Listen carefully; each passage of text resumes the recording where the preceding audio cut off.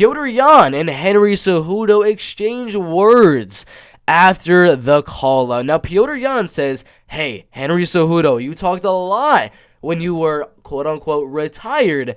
Now it is time to back it up with the fist emoji.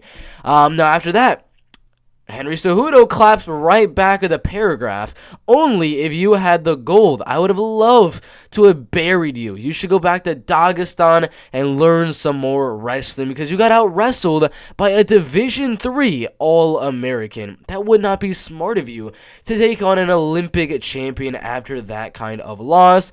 I'm after gold, ho. Hashtag bend the knee triple C. This is interesting because obviously, Henry Cejudo, if he wanted to come back, he would have already. And it seems like a pretty self-explanatory one. I don't know why Petr Yan wants Henry Cejudo. He'd get absolutely destroyed.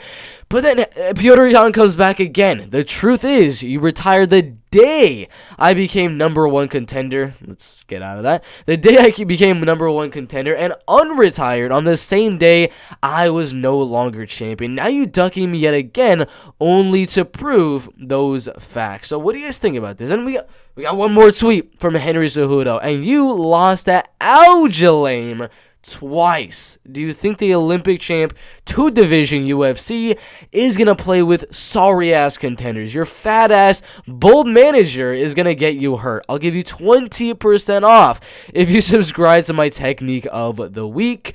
You know I'm getting the title shot next.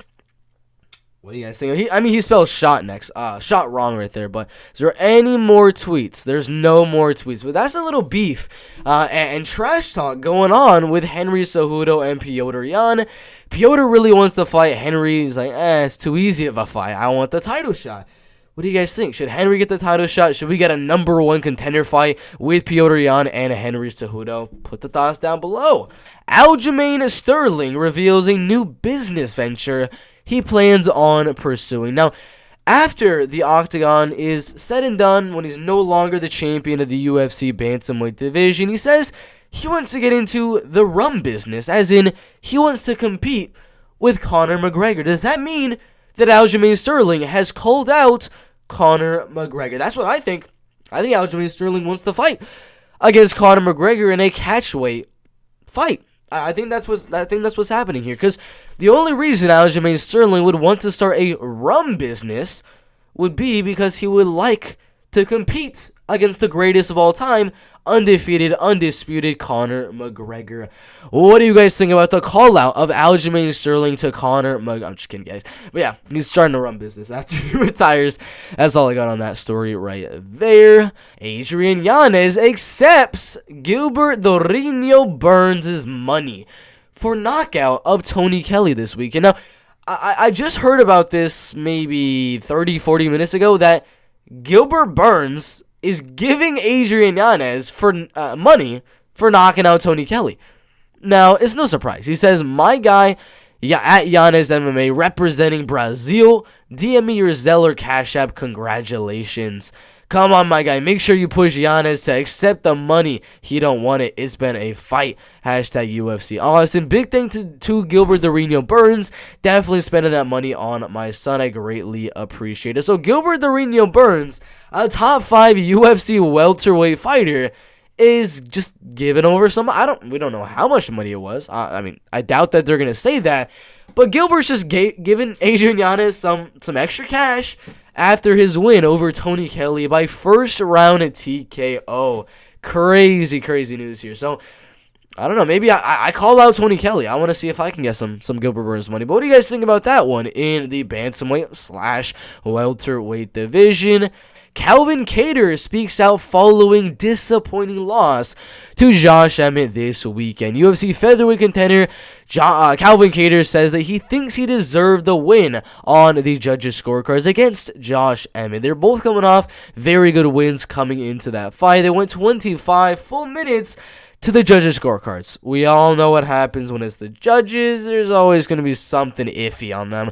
I just thought I was going to get my hand raised at the end of it, Kattar said. I didn't care. We give a shit if it's unanimous or split. I thought I did enough to win the fight. Josh is a class act, a tough kid. Congrats to him and his team.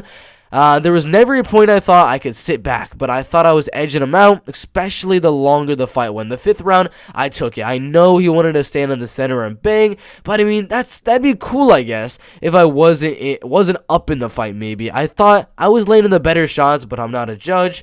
It went the way it did, but I thought I did enough to win the fight. I'd have to agree. I did think he did do enough to win the fight. 2 judges gave Emmett 48-47. 1 judge gave Kattar 48-47. I was on the Kattar 48-47, but yeah, what do you guys think? How did you score? Calvin Kattar versus Josh Emmett. Put your thoughts down below. Eddie Wineland announces retirement after UFC Austin after a 20-year MMA career. He's got the gloves. He's got the shorts right here. He says, I didn't get the opportunity to leave my gloves in the cage, but as Jim Morrison once sang, this is the end. The road I've traveled over the past almost 20 years has been many highs and lows. It's been a fun ride, but this train has reached its final destination. I am forever grateful and extremely thankful for all the opportunities given by the UFC, Dana White, Sean Shelby, everything you guys in the company have done for and given to me. I am forever grateful. Thank you, and thank you to all the fans who've always stood in my corner. Officially, hashtag retired, hashtag end of the road, hashtag thank you for the memories. Time to turn the page and on into the next chapter of my life. That is what Eddie Wineland had to say after his 24-16-1 professional career. His first ever fight in the UFC was Uriah Faber, a title challenger, and he lost that one by unanimous decision. He was a WEC, I believe he was a WEC champ, if I was remembering that one, but he did very good in the WEC and had some good success in the UFC as well. But he has officially retired after getting devastatingly knocked out 3 times in a row by Sean O'Malley, John Castaneda, and Cody Stamann. What do you guys think about the retirement of legend Eddie Wineland? Put your thoughts down below. Phil Hawes clears the air on viral confrontation with Daniel DC Cormier. Now, right here, Phil Hawes minus 10,000, Daniel Cormier plus 1,850. Those are the official DraftKings odds right there. Now, this is what he was having to say. We got to turn the sound on right here.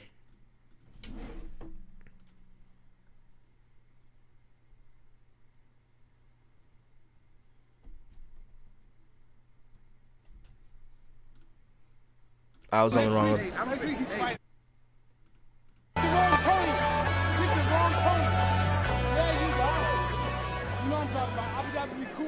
I don't pick fights. Be respectful. I am. Don't be respectful. Don't talk like I looked at me. I don't pick fights. Herb. Hey, you didn't beat me. I know I didn't. You didn't beat me. I know. I don't pick fights. You know how many times you tried not to take this fucking fight? Yeah. Look at what happened. Why would I want this fight? I hear you. Be respectful. On the outside, it felt like it doesn't matter though. But still, I apologize. You can do it better than that. Don't do that. So, yeah, that's what Phil Hawes had to say. I mean, Daniel Cormier's comeback was just, don't do that. Don't do that. That was kind of DC's reaction to it, but this is what Phil Hawes had to say after the fact. It's just a misunderstanding on my behalf, because DC is such a role model to me. You know what I mean? 2-weight world champion and just a freaking stellar dude, Hawes said. So there was a little communication, wrong place, wrong time.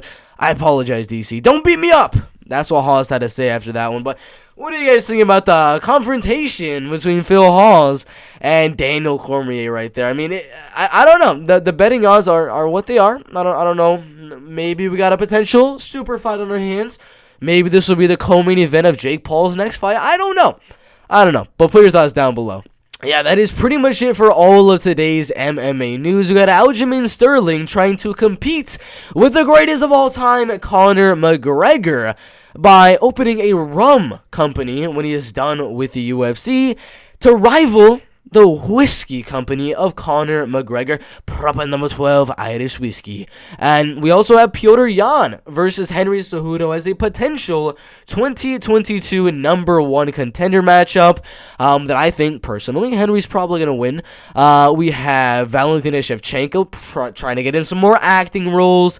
We got which one was it? We have Adrian Yanez getting money from Gilbert Burns after his very good knockout win over Tony Kelley at UFC Fight Night Austin. Gilbert Burns is literally giving money to Adrian Yanez for knocking him out because Tony Kelley said disrespectful things about Brazil. So I thought that was kind of funny as well.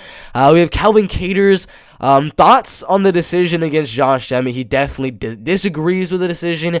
We have Eddie Wineland retiring after a 20-year career. And then, of course, we got the funniness with Phil Hawes and Daniel DC Cormier. I thought that was the funniest thing out of the whole card. I mean, we had finish after finish after finish, banger after banger. And then midway through, we have Phil Hawes and Daniel Cormier just going at it just for absolutely no reason. So I thought that was kind of funny. But those are the MMA news topics we have for today. If you guys liked the video, make sure to like, make sure to subscribe. And if you want to see some early predictions for Josh Emmett versus Alexander Volkanovski and a potential early prediction as well for Henry Cejudo, Petr Yan, we have those on the channel as well. So thank you guys for watching, like, subscribe, and we'll see you in the next one. Let's go.